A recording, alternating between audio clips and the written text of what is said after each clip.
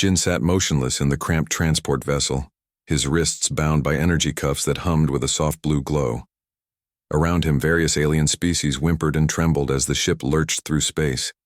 Unlike his fellow captives, Jin's face remained calm, almost detached as he studied his surroundings. The ship belonged to the Galactic Confederation, an alliance of spacefaring species that had encountered Earth just 3 months ago. First contact had gone poorly, very poorly. Destination approaching. Prepare prisoners for transfer, announced a metallic voice overhead. The viewing screen flickered to life, revealing a barren moon orbiting a gas giant. This was Targol, infamous throughout the galaxy as the prison moon where troublesome species were sent to be forgotten, or to provide entertainment. A tall insectoid guard clicked his mandibles as he moved down the aisle. "Look at this one," he chittered to his companion, stopping in front of Jin. So small, yet from such a terrible place. His companion, a reptilian being with scales that shifted color with his mood, leaned closer. A Deathworlder, can you believe it? Their planet has open oxygen, regular asteroid impacts, extreme temperature variations, thousands of venomous creatures, and constant tectonic activity. And yet they call it home, the first guard replied, mandibles quivering in what might have been laughter. No wonder they're considered dangerous. Jin knew they were talking about him, though he couldn't understand their language. The translation implant they'd forcibly inserted behind his ear wouldn't activate until they reached the surface. He'd pieced together enough to know that aliens considered Earth unusually harsh, a death world as they called it, and its inhabitants correspondingly tough. The ship landed with a jolt. One by one the prisoners were marched out onto the dusty surface. The sudden activation of Jin's translator made him wince. "Selection process will begin immediately," a voice was saying. "The games must be scheduled, and the warlord demands fresh combatants." Jin squinted against the harsh sunlight reflecting off red sand. Before them stood a sprawling complex, part prison, part arena, its architecture a strange blend of function and grim spectacle. Inside, the prisoners were herded into a large chamber where various alien officials moved among them, scanning and assessing each one. Jin noticed a particular group taking special interest in him. Tall, elegant beings with 6 limbs and iridescent skin. These were the Kol, he would later learn, the dominant species who ran the gladiatorial games on Targol. One of them approached, accompanied by a floating scan device. "Human male," the Kol stated, reading from the device. 32 standard cycles. Previous occupation, military training instructor. The alien looked up with multifaceted eyes that reminded Jin of a dragonfly. "Perfect." Another Kol flicked through a holographic display. "Put him against Mach. The audience has been requesting a fresh challenge for our champion." "Mach hasn't lost in 76 matches," the first one observed. "The human will be dead within minutes. That's the point. The spectacle will be worth it." A third Kol stepped forward, this one wearing elaborate decorative plating that suggested higher rank. "Let me speak with this one." She approached Jin directly. "Human, you have been selected for the arena. In 3 cycles you will face Mach, our undefeated champion. Do you understand what this means?" Jin met her gaze steadily. "I understand." There. Kol seemed taken aback by his calm response. "You will almost certainly die. Mach has killed opponents from worlds far more advanced than your primitive Earth." Jin simply nodded. "I'll need space to prepare."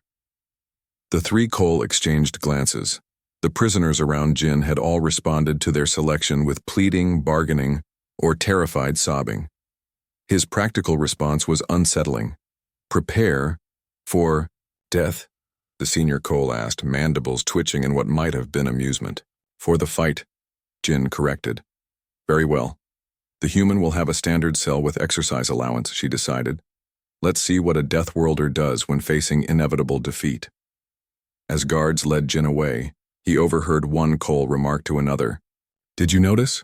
His heart rate barely changed during the entire exchange. Perhaps they don't understand fear.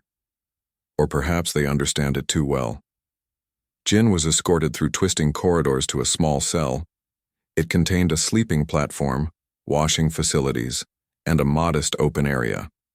His energy cuffs were removed, and the door sealed behind him with a soft hiss. Alone at last, Jin systematically explored his new quarters. He tested the sleeping platform's firmness, examined the strange materials making up the walls, and checked the water dispensing system.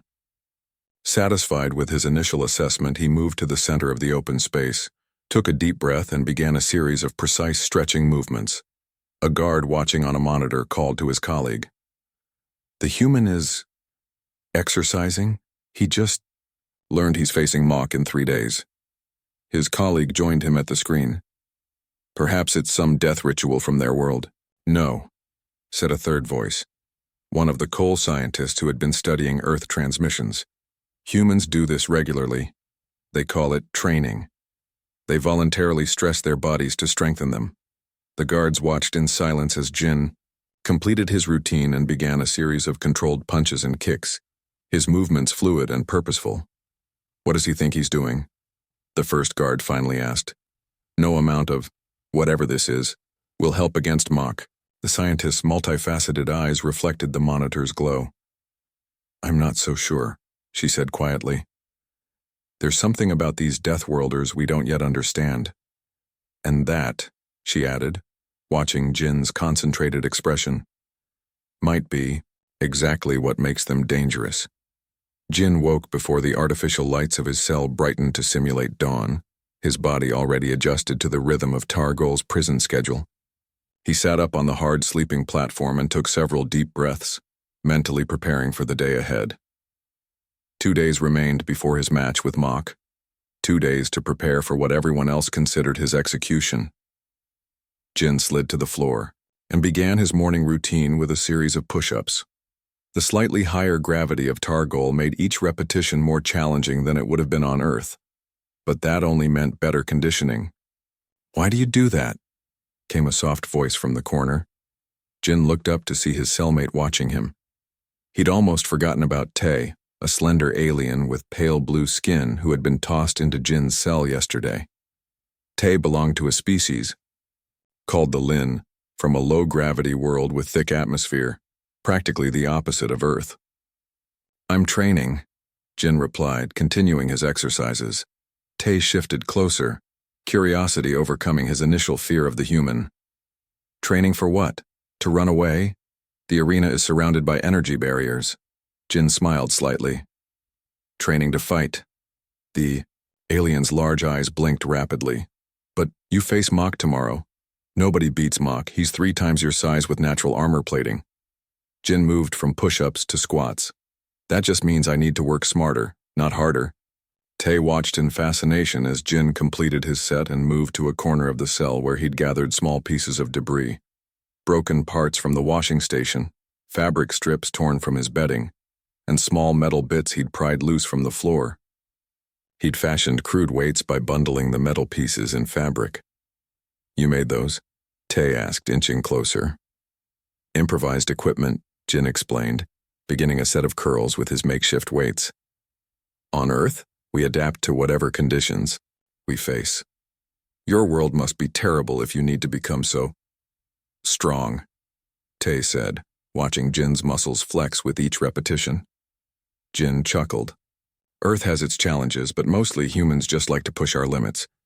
We climb mountains simply because they're there. We run marathons for fun. We lift weights to see how strong we can become." "For fun?" Tae looked genuinely confused. "Think of it this way," Jin said, moving to another exercise.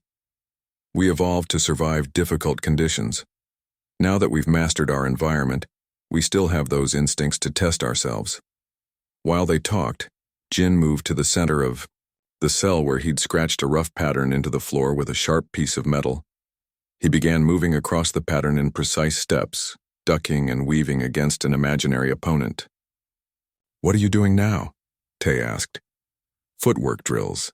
Position matters as much as strength." Outside the cell, 2 guards had stopped to watch the strange behavior of the human. They'd been monitoring him since his arrival, surprised by his methodical, approached to what should have been his final days. He hasn't stopped training since he arrived, one guard told the other. The feeding tube is almost empty again. He's consuming 3 times the normal rations. The warden approved the extra rations? The second guard asked. The coal scientists requested it. They're studying him. Apparently, humans have unusually efficient metabolisms. They convert food to energy and muscle mass very effectively. Inside the cell, Jin had moved on to practicing strikes against the padded section of the wall. I don't understand, Tay said. Even if you're strong for a human, Mach has killed opponents from worlds where gravity is twice Earth's, species naturally, built for combat. Jin paused, breathing hard from exertion. Did those species train specifically to fight Mach? Tay hesitated. I don't think so. That's the difference, Jin explained, reaching for his water ration. I'm not just exercising, I'm analyzing what I know about Mach and preparing specifically for his fighting style. Tay looked skeptical. You've never even seen him fight. I've heard the guards talking, and I've been watching other matches on the projections they broadcast to the cells. Jin walked to the wall and pointed to tiny marks he'd scratched into the surface, diagrams and notes in shorthand that Tay couldn't understand. From what I've gathered, Mach relies on his size and strength. He charges opponents and uses sweeping strikes. His exoskeleton protects his torso and limbs, but he has flexible joint sections for movement. Tay's eyes widened. You learned all this just from listening and watching? Jin nodded. Humans are good pattern recognizers. It's how we survived on Earth. He moved back to his footwork pattern. Now I practice responses to specific attacks I expect from him. As Jin resumed his drills, the cell door suddenly hissed, open. 3 guards entered, accompanied by one of the coal scientists. Human, the scientist said. Your vital readings are unusual. Your strength appears to be increasing in captivity rather than diminishing as expected. Jin stopped his exercises, facing them calmly. Is that a problem? The scientist studied him with multifaceted eyes. The ruling council is concerned. Some suggest canceling your match with Mach. Jin kept his expression neutral, though this was potentially problematic for his plans. Because I'm exercising? Because we don't understand you, the scientist replied. Honestly, no species has ever approached gladiatorial combat this way. How do they usually approach it? With resignation, prayer, despair. The scientist gestured to the scratched diagrams on the wall. Not with strategy, Jin shrugged. Different approach, same outcome, right? The spectacle happens either way. The scientist conferred briefly with the guards in their clicking language, before turning back to Jin. The match will proceed as scheduled. The arena master was quite insistent. The broadcast rights have already been sold to 17 systems. After they left, Tay moved closer to Jin. You wanted them to keep the fight scheduled, he said, surprisingly perceptive. Jin nodded. I need to face Mach, it's the only way. The only way to what? Die gloriously? Tay asked. Jin resumed his training, moving through combat forms with increasing speed. The only way to show them who humans really are. That night, while Tay slept, Jin continued working, reviewing everything he'd learned about his opponent and making final mental preparations. The guards watching the monitoring system noted that the human's heart rate remained steady, his movements economical and precise. What do you think he's doing now? One guard asked. The scientist called it visualization. Apparently, humans can mentally rehearse actions before performing them. Seems pointless, the first guard commented. His companion wasn't so sure. I've been watching arena fights for 7 cycles. Usually by the night before prisoners are broken, this one... He gestured at the screen showing Jin calmly practicing a sequence of moves. This one is different. As the night cycle progressed, rumors spread through the prison complex about the strange Deathworlder who prepared for combat, as methodically as the coal prepared for scientific experiments. Wagers on the fight's duration began to shift slightly. Nobody bet on Jin winning. That seemed impossible, but the time Mach would need to kill him was now a matter of heated debate. In his cell, unaware of the growing fascination with his behavior, Jin finally lay down to rest, his mind clear, his body ready. Tomorrow would change everything. The morning of the match arrived with a harsh buzzing that filled Jin's cell. He opened his eyes immediately, fully alert. Today was the day. They're coming for you soon, Tay said quietly from his corner. The blue-skinned alien had barely slept, watching Jin with a mixture of fascination and dread. Are you afraid? Jin sat up and stretched his muscles carefully, checking for any tightness or pain. Being afraid doesn't help, he replied simply. Being prepared does. The cell door slid open with a pneumatic hiss. 4 guards entered, armed with shock batons and restraints. Their caution seemed excessive for a single human prisoner. It's time, Deathworlder, the lead guard announced. The arena master wants you processed and ready in 30 minutes. Jin stood calmly and extended his wrists for the restraints. The guards hesitated, clearly expecting resistance. You seem eager, one guard commented suspiciously. Jin shrugged. No point delaying the inevitable. As they led him away, Tay called out, Good luck, human. It was the first time Jin had heard genuine concern from any being on this moon. The preparation area beneath the arena buzzed with activity. Other prisoners scheduled for later matches huddled in holding cells while technicians rushed about, checking equipment and surveillance systems. The games weren't just entertainment. They were big business, broadcast across dozens of star systems. Jin was brought to a processing station where a bored-looking technician removed his prison uniform and scanned him thoroughly. No hidden weapons or implants, the tech announced, sounding almost disappointed. Unusual musculature for such a small species, though. A different tech approached with what appeared to be fighting garments, simple reinforced fabric shorts and hand wraps, standard arena wear, she explained. No protective value, just modesty for the broadcasts. Mock gets armor, Jin observed, gesturing toward a display showing the day's matches. The screen featured an image of his opponent, a massive, heavily plated being that resembled a cross between a rhinoceros and a mantis. The tech made a clicking sound that might have been laughter. Mock doesn't get armor. Mock has armor. It's his natural exoskeleton. She studied Jin with multifaceted eyes. You really don't know what you're facing, do you? Jin remained quiet as he donned the fighting clothes. Let them think him ignorant or delusional. It worked to his advantage. The betting pools are quite active today, the tech continued conversationally, as she applied biomarkers to Jin's skin that would track his vital signs during the broadcast. Most wagers are on whether you'll last 1 minute or 5. The arena master added a special category for under 30 seconds. What are the odds if I win? Jin asked. This time the tech definitely laughed. Those odds don't exist, human.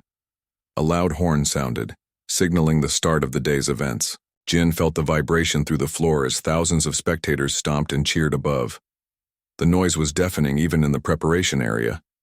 It's a full house, a passing guard commented. They rarely fill all 100,000 seats. Jin was led to a holding pen directly beneath one of the arena entrances. Through the metal grate above, he could see glimpses of the vast circular battleground, red sand covering an area the size of a football field, surrounded by rising tiers of seats filled with a dizzying variety of alien species. A voice boomed across the arena, speaking in multiple languages sequentially. When it reached a language Jin's translator could process, he heard, Special Exhibition Match. From the high-gravity death pit of Sol 3, a bipedal endurance predator making his first and final arena appearance, the platform beneath Jin began to rise. Challenging our undefeated champion in a battle that promises exotic violence and spectacular conclusion, I give you. The human. Jin emerged into blinding sunlight and overwhelming noise. The crowd's reaction was mixed. Curious murmurs punctuated by disappointed exclamations at his unimpressive stature. He stood in the center of the vast arena, seemingly small and vulnerable under the harsh alien sun. The announcer barely paused before continuing with significantly more enthusiasm. And now, the moment you've all been waiting for. With 76 consecutive victories, the unstoppable force of nature, the undefeated destroyer of worlds, Mock, the Annihilator, The crowd erupted into frenzied cheering as a massive gate on the opposite side of the arena slowly raised. Jin squinted against the glare, focusing on the shadowed entrance. A tremor ran through the ground with each heavy footstep as Mach emerged. The alien champion stood nearly 3 meters tall, with a heavily armored upper body that tapered to powerful digitigrade legs. His arms ended in serrated natural blades, and his head featured a protective crest, ringed with sensory organs. Most intimidating was the natural body armor, interlocking plates of iridescent chitin that shimmered under the arena lights. Mach raised his bladed arms and roared, sending the crowd into a frenzy of excitement. He stomped dramatically around the perimeter, playing to his audience with practiced showmanship. "This," the announcer declared, "will be the ultimate challenge. Can our champion add a rare Deathworlder to his trophy collection? Will the human's final moments be glorious or pathetic? Place your final bets now." Jin remained motionless, studying his opponent's movement patterns. He noted the slightly favored right leg, the limited neck rotation due to the protective crest, the gaps between armor plates that appeared when Mach stretched upward. A lesser official approached Jin, clearly expecting to explain the rules of engagement. "The match continues until one combatant can no longer fight," he began. "Or dies," Jin added. "Well, yes. Typically, the unable to fight part is quickly followed by death when facing Mach," the official acknowledged. "Any final words for the broadcast?" Jin glanced toward a hovering camera drone. "No." Looking slightly disappointed, the official hurried away. As he passed one of the arena guards, Jin casually remarked, "This is merely practice compared to what we do on Earth." The guard's translator crackled with confusion. "Practice? This is a death match." "I understand," Jin replied calmly. "That's what makes it good practice." The guard's reaction suggested this perspective was deeply unsettling. Jin hadn't intended anyone else to hear his comment, but the guard immediately spoke into his communication device. The statement quickly passed from the guard to the officials, from officials to commentators, and suddenly the announcer's voice boomed, "Remarkable arrogance or delusional bravado. Our sources report the human has called this life-or-death battle merely practice, compared to combat on Earth." A confused murmur rippled through the crowd. In the scientific observation booth, the Cole researchers frantically reviewed their data on human physiology and Earth's conditions. Had they miscalculated something fundamental about this species? The arena master, sensing the crowd's uncertainty, quickly activated the starting signal. A deep, resonant gong echoed across the arena. Mach charged immediately, closing the distance with surprising speed for his size. His bladed arms extended for a killing blow that had ended dozens of previous matches in seconds. Jin didn't move until the very last possible moment. At the last possible instant, Jin pivoted to the side, letting Mach's massive blade arm slice through empty air. The champion's momentum carried him forward, his armored bulk creating a small dust cloud as he skidded to an awkward halt. The crowd fell silent. No one had ever simply dodged Mach's opening attack. Most opponents raised shields or activated defensive tech. Some tried to counter-strike. All had failed. None had moved with such precise timing. Mach recovered quickly and spun around, his sensory organs vibrating with what might have been surprise. He let out a challenging roar and charged again, this time more cautiously. Jin stood his ground until the last second before dropping into a low crouch. Mach's strike passed overhead as Jin darted between the champion's legs. The human's hand brushed against the unarmored joint of Mach's right knee, the one Jin had noticed favoring earlier. "The human shows unusual mobility," one commentator observed, "but this is merely delaying the inevitable." The second commentator disagreed. "Look at his movements. They're deliberate, not panicked. I've never seen prey behave this way." Mach whirled again, clearly irritated. His next attack was a sweeping strike meant to catch Jin regardless of which way he dodged. Instead of evading, Jin stepped into the attack and dropped flat beneath the blade, then sprang up inside Mach's guard. The human landed a precise strike to a gap between armor plates under Mach's arm. The champion grunted, the first sign he'd felt anything at all. "Did you see that?" The first commentator couldn't contain his shock. The human targeted a specific weakness in Mock's natural armor. In the scientific observation box, the chief Cole researcher turned to her colleagues. This doesn't make sense. Our analysis indicated humans rely on endurance and pack tactics, not precision striking. Perhaps we underestimated their adaptability, another scientist suggested. Look at his eyes, he's studying Mock even while fighting. Back in the arena, Jin maintained constant movement, circling his massive opponent. Mock's attacks grew increasingly aggressive but less controlled. Each time the champion committed to a powerful strike, Jin would either evade completely or, more disturbingly, take a glancing blow to position himself for a counterattack against Mock's vulnerable areas. Is he allowing himself to be hit? The second commentator was bewildered. Tactical sacrifice, the first replied. He's measuring Mock's strength while testing for weaknesses.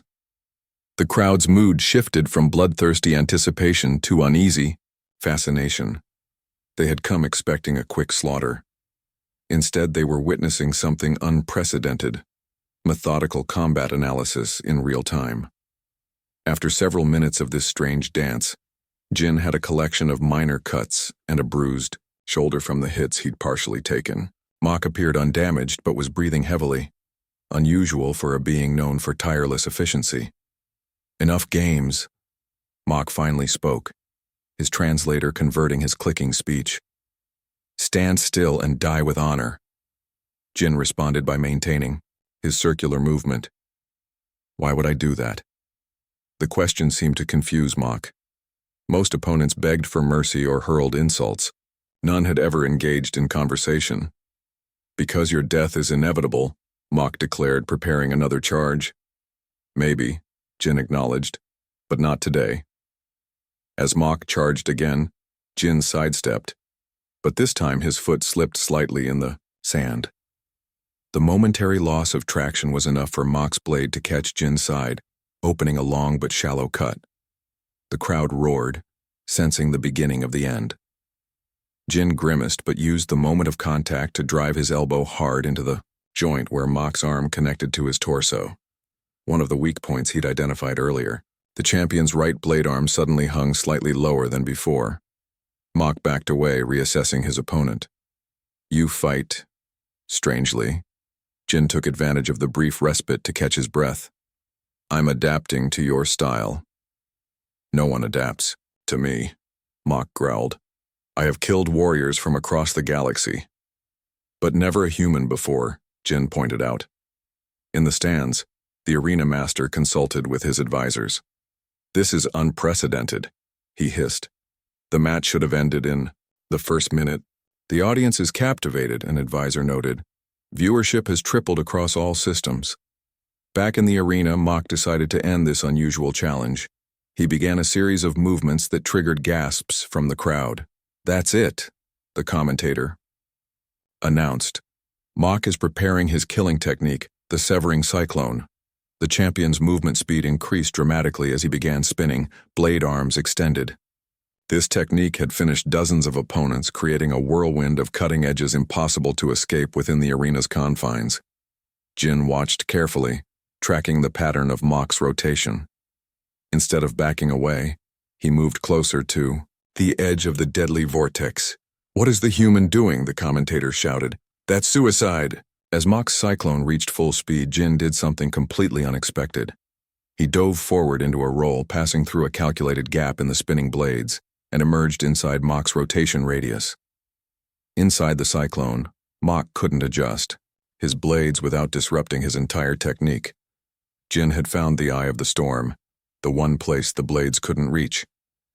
Before Mock could abort his attack, Jin struck upward with the heel of his palm, directly into the underside of Mock's armored head crest. The precise impact transferred force directly to the sensitive connection between crest and skull.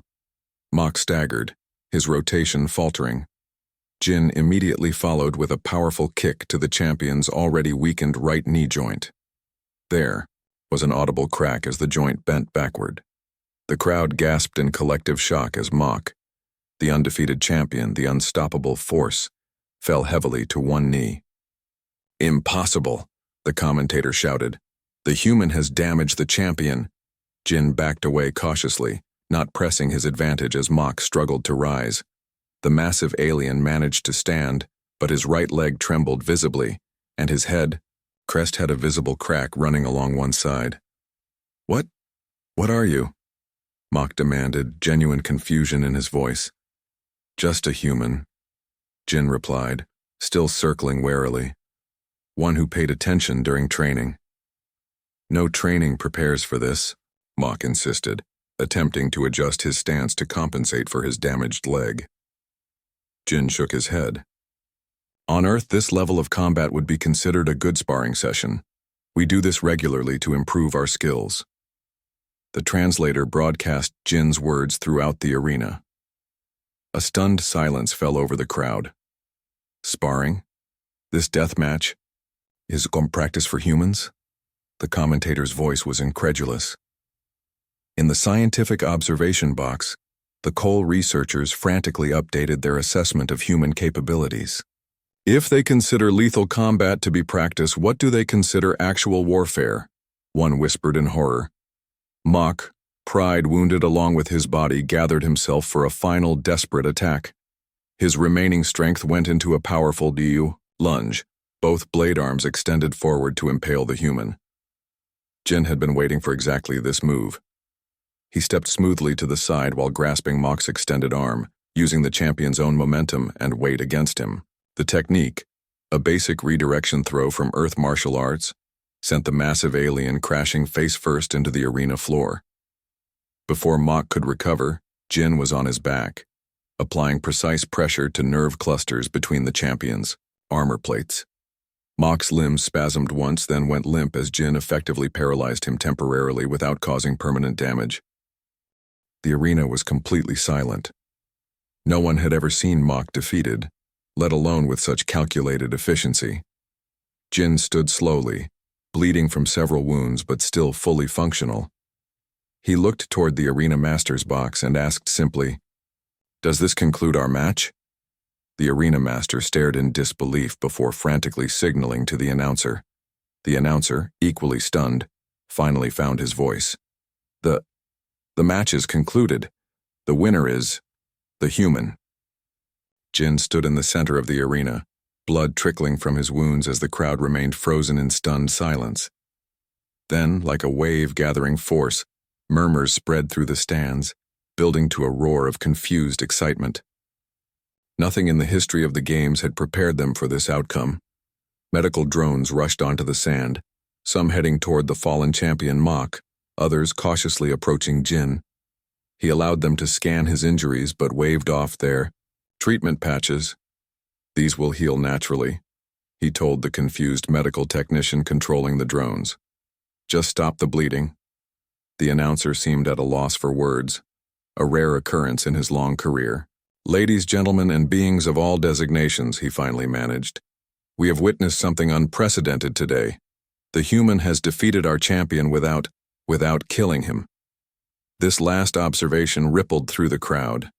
In the brutal history of the arena, mercy was unheard of. Victory meant death for the opponent, always. The arena master himself descended from his viewing box, flanked by guards and officials. His ornate hover platform settled on the sand near Jin, who stood calmly despite the weapons pointed at him. "Human," the arena master's voice boomed through his amplifier, "you have violated arena tradition by sparing your opponent." Jin met his gaze steadily. "I achieved victory. The manner is my choice." "Why?" The question seemed to burst from the arena master involuntarily. "Why spare a being who would not have spared you?" Jin glanced at Mach, who was now conscious but still partially paralyzed, being lifted onto a medical transport. Killing him serves no purpose. He fought well within his understanding of combat. The arena master's multiple eyes blinked rapidly, processing this perspective. "The rules entitle you to freedom," he finally stated. "You have earned the right to leave Targol." Jin nodded. "Not alone. I want the release of all Earth prisoners." A ripple of surprise passed through the officials surrounding the arena master. Such a demand was unprecedented. Victorious gladiators typically requested wealth or personal privileges, not freedom for others. Impossible, the arena master declared. The human prisoners are valuable assets. More valuable than interstellar diplomatic relations? Jin countered. My victory will be transmitted to Earth. How your leadership responds will shape humanity's view of your civilization. The arena master's color shifted slightly, a sign of agitation in his species. You speak as if your primitive world has power here. Jin smiled slightly. You classified Earth as a death world. You've seen what one human can do with minimal preparation. Imagine an organized response. The implied threat hung in the air between them. The arena master's advisors huddled close, chittering urgently in their native language. After a tense moment, the arena master made a gesture of reluctant agreement. The Earth prisoners will be released to your custody. Transport will be arranged within one planetary rotation. As Jin was escorted from the arena, the crowd's reaction was mixed, some cheering the unexpected spectacle, others booing the lack of a death, many simply watching in confused silence as their understanding of galactic hierarchy shifted beneath them. In the holding area beneath the arena, Jin was brought to a secured medical chamber for proper treatment. To his surprise, Tay was there, having apparently been granted special access. You did it. The blue-skinned alien's eyes were wide with disbelief. Everyone's talking about it. The broadcast reached every corner of the prison. Jin winced as a medical drone sealed his largest wound. Did you bet on me? Tay gave what might have been a laugh. With what? But if I could have... No, probably not. No one believed it was possible. That's the advantage of being underestimated, Jin replied. A commotion at the door interrupted them as a group of coal scientists practically pushed their way past the guards. Their leader, a female with elaborate markings denoting high rank, approached Jin directly. We must understand, she said without preamble. Our data on humans was clearly flawed. You called this merely practice compared to Earth combat. What did you mean? Jin considered how to explain. On Earth, we train constantly. We practice combat scenarios, study fighting techniques, and spar regularly, all without intent to kill. But why? Another scientist asked. If your world is at peace, why maintain such combat readiness? It's part of who we are, Jin explained. We turned our evolutionary drives toward self-improvement rather than conquest. What you saw today wasn't exceptional by human standards. It was basic training applied effectively. The lead scientist's color paled slightly. If this was basic, what would advanced human combat look like? Jin smiled, but didn't answer directly. Let them wonder. By the next morning, Jin's victory had sparked a diplomatic crisis throughout the Galactic Confederation. Emergency councils were convened and first contact protocols with Earth were hastily revised. The classification of Earth in the galactic database was changed from Death World Potential Resource to Sovereign Territory, Diplomatic Caution Advised. Jin stood at the loading bay of the transport vessel, watching as 27 human prisoners were brought aboard. Most were civilians who had been in the wrong place during first contact. A few were military personnel captured while defending Earth settlements. All looked at Jin with a mixture of confusion and hope. Are we really going home? Asked a woman who had spent 6 months in the mines of Targol. Jin nodded. They're honoring the agreement. We'll be back in Earth space within 2 weeks. Taidur approached as the humans were being settled into the transport.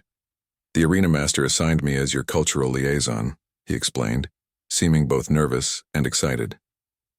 I'm to accompany you to Earth and facilitate understanding between our species. More likely to spy on us, Jin observed, though not unkindly. Probably, Tay admitted. But I'm also curious.